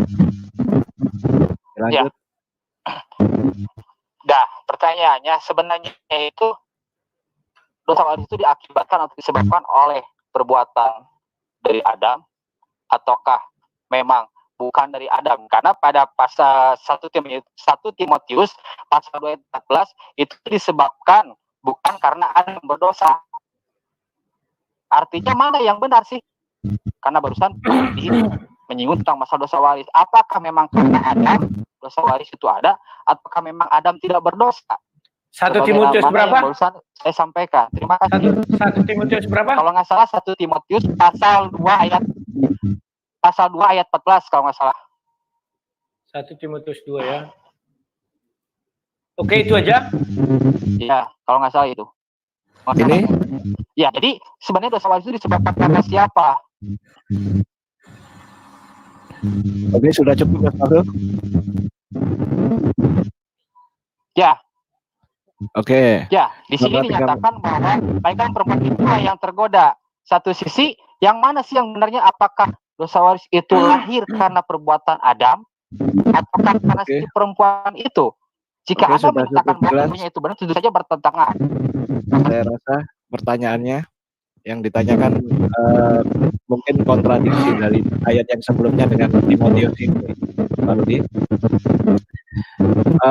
Selama 7 menit sanggahan akan diberikan kepada Pak Rudi kepada Mas Fahrul. Timer meluncur, sanggahan meluncur. Oke, silakan. Oke, silakan. Jadi saya jawab Pak Rudin ya. Di dalam orang Kristen ada namanya dosa waris. Ketika manusia itu diciptakan, mereka tidak berdosa. Ya, maka Adam dan Hawa itu akan hidup abadi di Taman Eden. Tetapi ada satu pohon, namanya pohon pengetahuan. Apabila disentuh oleh si Adam, maka hari di mana dia disentuh, maka dia akan mati. Maka iblis menggoda pertama sekali adalah si Hawa. Kalau saya jabarkan ini panjang ya. Si Hawa tidak terikat kepada hukum. Kejadian 2 ayat 17 itu. Yang terikat hukum itu adalah si Adam. Bahkan iblis pun tidak terikat hukum itu. Maka ketika si Adam memakan, datanglah Allah. Ketika si Adam belum memakan, Tuhan belum datang. Artinya si Adam terikat hukum itu. Maka itulah dikatakan di Roma itu, karena seorang Adam kita berdosa. Dan di Timotius asal dosa itu dari siapa? Bukan Adam yang tergoda, melainkan perempuan. Akhirnya ketika si Adam sudah mulai berdosa, maka Tuhan marah, dihukumlah si Adam, dihukumlah si Hawa, iblis dulu, baru Hawa, baru Adam. Kan demikian. Karena ditanya si Adam, siapa yang beri kamu? Perempuan ini, ular. Kan demikian ya. Nah, jadi ketika kita bicara anak-anak lahir, dia sudah membawa dosa waris. Dosa waris itu apa? Kematian. Kematian itu adalah upah dosa. Selesai. Bedakan dosa waris dengan dosa perbuatan. Umat muslim tidak mengerti dosa perbuatan. Dosa perbuatan yang kita lakukan sehingga kita mendapat dosa. Dosa waris kau lakukan mau tidak kau lakukan, kau pasti mati. Karena kau ada dosa. Kecuali kamu bisa seperti si Henok dan si Elia. 2 orang yang tidak berdosa sama sekali. Siapa yang sanggup? Tak ada. Sehingga mereka tidak mati, langsung dibawa ke Tuhan, kepada Tuhan. Jadi dosa waris itu, Pak Rudin, Roma dengan Timotius jelas. Roma menjelaskan bahwa gara-gara si Adam ini, satu manusia laki-laki ini, kita berdosa. Si Timotius menjelaskan bahwa pertama sekali digoda itu si perempuan, digoda ular. Sehingga dia menggoda si Adam, maka berdosalah manusia. Kan demikian. Islam tidak bisa menjelaskan mengapa Adam dan Hawa itu harus mati. Sampai sekarang tidak bisa. Yang dijelaskan adalah semua yang berjiwa pasti akan mati. Hanya itu. Ketika kau nanti di surga, apakah kau berjiwa? Ajaran Islam tidak bisa menjelaskan hal itu. Ajaran Kristen bisa menjelaskan bahwa manusia nanti di surga tidak menggunakan lagi jiwa. Tetapi tubuhnya sudah tubuh kemuliaan, bukan daging ini. Di mana daging ini kita memiliki roh atau jiwa atau kehidupan. Andai kata ayat itu berlaku kekal sampai selama-lamanya, maka nanti kalau manusia di surga menurut pandangan Islam kan, semua yang berjiwa akan mati. Matilah semua orang di surga. Kan itu. Tidak bisa menjelaskan bagaimana orang di surga nanti. Paham ya Pak Rudin? Nah, sekarang Pak Rudin, yang saya tanyakan tadi adalah dari kitab Zabur. Sudah jelas dikatakan dari Zabur itu. Kan sudah dijelaskan tadi. Bahwa Zabur itu adalah sebuah kitab yang juga dari Allah datangnya. Ali Imran 184. Zabur dan kitab yang memberikan penjelasan yang sempurna. Di Zabur itu ada penjelasan yang sempurna. Artinya di Zabur itu ada jalan keselamatan. Sampai nanti kiamat Rudin, kau tidak bisa menggali apa jalan keselamatan di kitab Zabur itu. Kemana kau cari? Kau nggak bisa. Aku bukan bohong-bohong kepada kalian. Kau buka pun hadis, tidak pernah menyentuh Zabur ini, menjelaskan apa sih isi Zabur ini, kenapa dibilang Al-Quran sendiri yang mengatakan. Dan kitab yang memberi penjelasan yang sempurna, apa kesempurnaannya? Kalau sempurna artinya dijelaskan juga di Zabur itu jalan keselamatan. Sehingga kita tahu Musa keselamatannya bagaimana, jalan keselamatannya bagaimana. Karena jujur Musa tidak mengenal bahasa Arab. Allah sendiri yang bilang bahwa diturunkan dalam bahasa masing-masing. Dan kau ahli sejarah, kau bilang di dalam sejarah Yahudi, Ibrani atau Israel, tidak dikenal orang itu menyebut Tuhan dengan Allah SWT. Kamu cari, kamu gali semua kitab-kitab tadi itu. Sementara ayat yang kamu kasih tadi, orang-orang yang mau diselamatkan itu adalah percaya kepada Allah. Bagaimana dia mau percaya kepada Allah sedangkan dia tidak mengenal? Belum lagi kutanya kepada kau, kitab Taurat, apakah di dalam kitab Taurat ada jalan keselamatan? Apakah di dalam kitab Injil ada jalan keselamatan? Kalau kamu jawab semuanya ada, artinya jalan keselamatan bukan hanya di dalam Nabi Muhammad, tapi di dalam semua nabi. Kan demikian. Tetapi faktanya apa?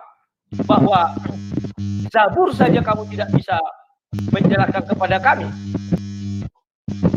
Ya, itulah yang bisa saya katakan. Sekian dan terima kasih. Udah bunyi-bunyi mic-nya. Silakan. Oke, terima kasih. Terakhir ya dari Bapak Rudi. Selanjutnya tidak terasa ini waktu hampir 1,5 jam ini. Ya. Iya kan? Karena memang topiknya memang menarik untuk dibahas. Kalau perlu nanti bisa sampai 4-5 jam gitu. Ini belum selesai ya.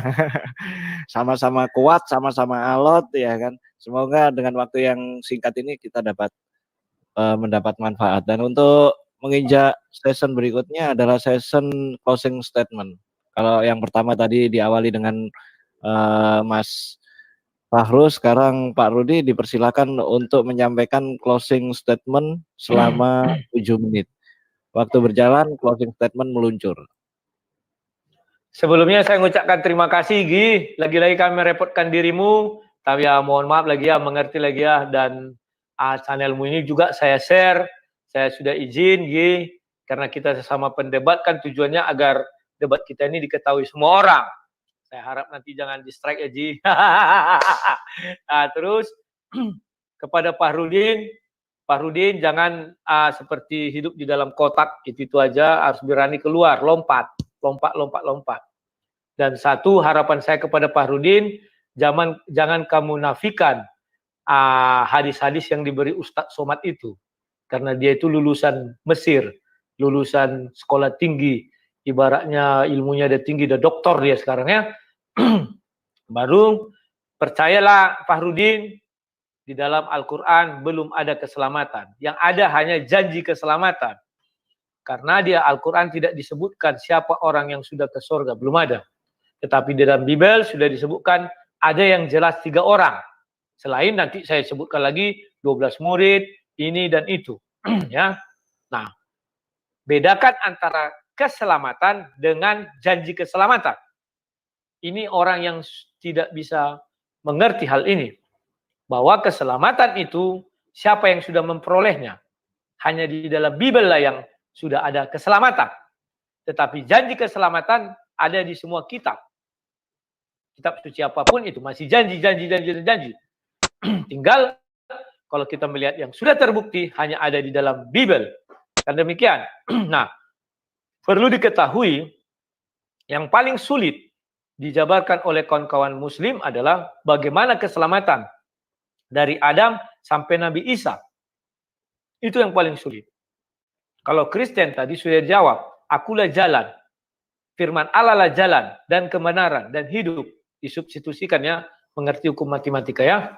Jadi, dari Adam sampai sekarang itu adalah firman Allah. Nah, kalau pertanyaan si Fahrudin tadi mengenai orang gila, saya pikir itu terlalu emosional. Karena dia katakan, saya pernah dengar itu tadi hadis dari mana, orang gila dibilang masuk surga ya. Padahal dia, mana ada orang gila lahir, begitu lahir jadi gila. Tidak ada itu. Artinya dia dewasa dulu. Setelah dewasa dia memang nggak tahu berbuat apa-apa. Dia gila jalan sini sana ya. Sebelumnya dia kan ada dosa. Apakah dihapuskan dengan kegilaannya dosa itu? Kan tidak. Ya kawan-kawannya. Jadi inilah saya dulu pernah dengar itu dari seorang kawan. Dia bilang saya belum pernah cari juga yang mengenai hadis entah ayat-ayatnya. Bahwa orang gila menurut dia kawan itu menurut ajaran agamanya masuk surga ya kan. Saya teringat jadi sama si Parudin ini.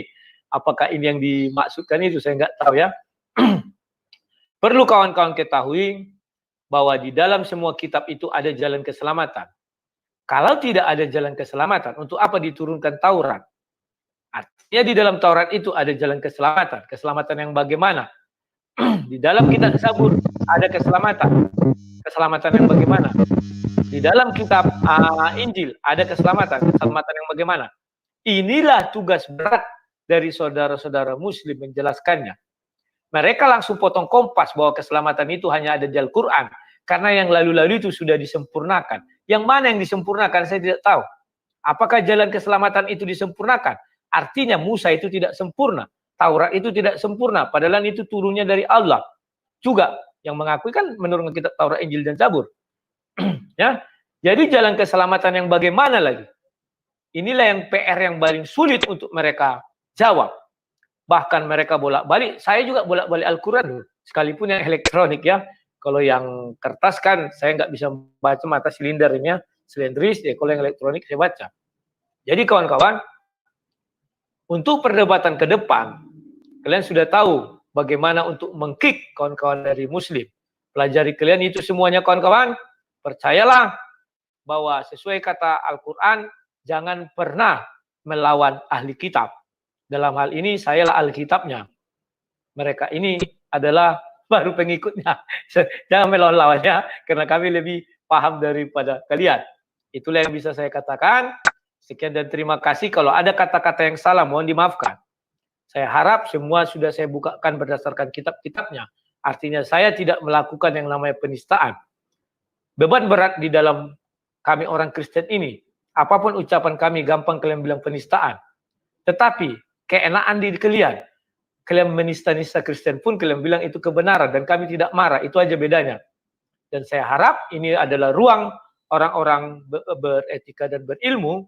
Saya harap kita saling memahami.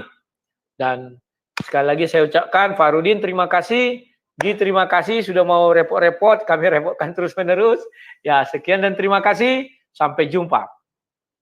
Silakan. Oke, sudah cukup. Tidak ingin subscribe channelnya? Enggak. Apa udah banyak ini Pak. Subscribe-nya udah melimpah ini. Bisa dibagi rata nanti sama Mas Fahru. Ya. Oke, selama 7 menit statement closing dari Pak Rudi meluncur, ya kan, cukup mendamaikan juga. Memang berbeda itu diambil indahnya saja dan diambil hikmahnya, bahwasanya bukan menjadi penghalang untuk kita menjadi menjalin tali silaturahmi atau dalam kesatuan yang baik di NKRI ini, tapi saling memahami itu yang lebih utama dan menjadi ilmu. Oke, selanjutnya untuk Mas Fakhrudin juga diberikan selama 7 menit untuk menyampaikan closing statement. Waktu meluncur, closing statement juga meluncur. Tolong Bang Moderator untuk menyertakan surat Maryam ke-19 ayat 71 hingga 72. Surat Maryam ke-19 ayat 71 hingga 72. Nah, sebagaimana yang tadi barusan saya sampaikan pas pembukaan, suatu hal yang ironis juga sih. Bagaimana mungkin agama Kristen mampu memberikan keselamatan? Permasalahan tentang keselamatan itu pas sesudah kematian, ketika permasalahan manusia dalam segala bentuk problema manusia, Alkitab tidak mampu memberikan jalan keluar, tidak mampu memberikan keselamatan. Dan itu terbukti dengan adanya zaman kebodohan, zaman kegelapan yang dialami oleh orang Kristen selama 1000 tahun namanya. Sebagaimana yang debat pertama Bang Rudi, saya sudah memberikan bukunya, bahwa itu apa yang saya sampaikan tidaklah omong kosong. Maryam 71 hingga 72. Ya, kaum muslimin dan muslimah, orang-orang Kristen selalu saja menyatakan bahwa di dalam Islam itu tidak ada keselamatan. Salah satunya yaitu mereka selalu menggunakan Maryam ayat 71. Di sini dibacakan, dan tidak ada seorang pun di antara kamu yang tidak mendatangi mendatanginya, yaitu neraka. Hal itu adalah satu ketentuan yang sudah ditetapkan. Orang-orang Kristen khususnya selalu menggunakan ayat itu untuk menyatakan bahwa di dalam Islam tidak ada keselamatan. Namun apa yang terjadi? Ayat 72. Tolong diperlihatkan Gus Imron. Di sini Allah mempertegas bahwa kemudian Allah itu menyelamatkan orang-orang yang bertakwa dan membiarkan orang-orang yang zalim di dalam neraka dalam keadaan berlutut. Jadi konteksnya, Meskipun seorang muslim, kaum mukmin, orang-orang kafir, dia itu menghadapi tempat neraka, tetapi dia tidak akan pernah dimasukkan. Kaum muslimin, orang-orang mukmin itu, Allah akan menyelamatkan orang-orang yang bertakwa dan orang yang bertakwa dan membiarkan orang-orang kafir, orang yang zalim untuk masuk neraka. Artinya, ketika orang-orang Kristen menggunakan surat Maryam ayat 71 yang terus melakukan pendistorsian, di sanalah diungkapkan ayat 72-nya seperti itu. Dan ketika kami meminta pembahasan dalam hal konteks Injil, sungguh sangat ngeri apa yang disampaikan oleh Bang Rudi, dan terlihat permasalahan sejarahnya, aduh ampun. Padahal jika Anda Bang Rudi tahu bahwa perjanjian lama perjanjian baru itu terjadi konteksnya, istilahnya itu digunakan oleh Irenaeus kalau nggak salah abad kedua atau ketiga Masehi. Artinya bahwa dahulu kala itu memang Injil yang disebut itu adalah Injil menurut Matius, menurut Lukas, menurut Markus, dan menurut Yohanes, dan itu semua anonim. Seperti itu. Dan ketika kami mempertanyakan tentang masalah orang gila, masalah bayi, gitu kan, masalah dosa waris, tidak ada satu kalimat pun yang kami minta. Kami menginginkan pernyataan dari Yesus sendiri di dalam Injil. Anda sendiri malah kabur dari Kejadian sampai Wahyu. Ternyata Anda tidak mampu memberikan sama sekali pernyataan dari Yesus bahwa Yesus memberikan jaminan kepada orang-orang yang mengikuti Dia dengan menganggap sebagai Tuhan. Padahal di dalam Islam sendiri, hadis riwayat Ahmad nomor 2352 dinyatakan, pena diangkat tidak dikenai dosa dari 3 hal. Dengan tegas Nabi Muhammad menyatakan, yaitu pertama, orang yang tidur hingga bangun, lalu ia mengalami kematian, dari orang gila yang hingga hilang penyakit gilanya, dan seorang anak kecil yang hingga ia itu berakal, mereka ketiga itu akan masuk surga. Artinya di sini sudah dijamin keselamatan oleh Nabi Muhammad atas 3 orang ini. Seperti itu. Nah, lalu Anda menuntut tentang permasalahan, ada nggak di dalam aku keselamatan itu ada? Tolong Bang Moderator untuk menyertakan surat Maryam yang barusan tadi ayat 72 yang barusan kita nampakkan.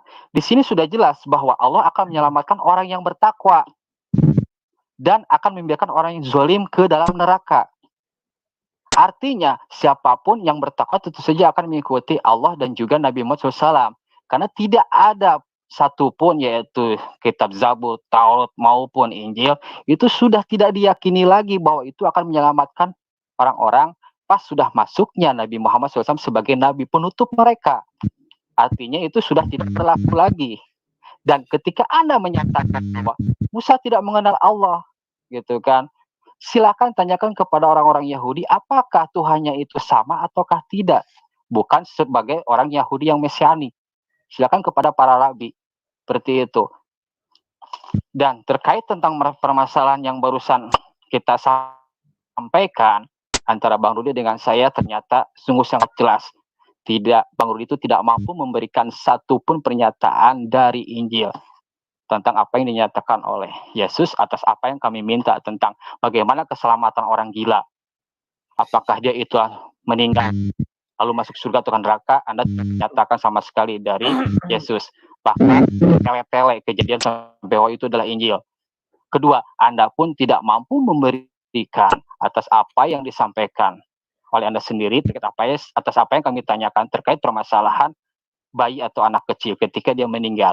Jika Bang Rudi sendiri memahami atas apa yang terjadi di dalam internal kekristenan, Katolik mengalami sebuah kegamangan, sebuah kebingungan umat-umat Katolik bahwa mereka itu bagaimana kondisi anak-anak mereka. Itu terjadi kalau nggak salah abad 19 baru dinyatakan di dalam Katolik bahwa umat Katolik sendiri ketika memiliki anak kecil atau bayi, mereka akan masuk surga. Dan ingat Bang Rudi, tanpa adanya Katolik, Protestan tidak akan pernah ada. Dan orang-orang dari pihak Islam sendiri itu tentunya sudah menyerahkan kepada Anda melalui saya bahwa di dalam Islam itu ada keselamatan, sedangkan di dalam Kristen nol. Terima kasih. Assalamualaikum warahmatullahi wabarakatuh, dan maaf jika ada salah dan kata sikap. Terima kasih. Oke, terima kasih sanggahan atau closing statement ya dari Mas Farudin. Maaf saya dulu agar suara makin jelas. Malam ini memang luar biasa, ya kan? Kedua narasumber dengan dibekali ilmu yang cukup, ya kan? Mau berbagi ilmu, mau share ilmu itu adalah sangat yang luar biasa. Jarang-jarang orang punya ilmu, ya kan? Mau share secara gratis lagi, ya kan? Hanya modal kuota ini. Jadi jangan lupa, ya kan? Untuk subscribe, tekan juga loncengnya agar dialog-dialog berikutnya bisa ada notif, ya kan, di channelnya Bang Rudi Sang Debater atau di channelnya Mas Fahrudin AGK Apollo Getok, ya kan.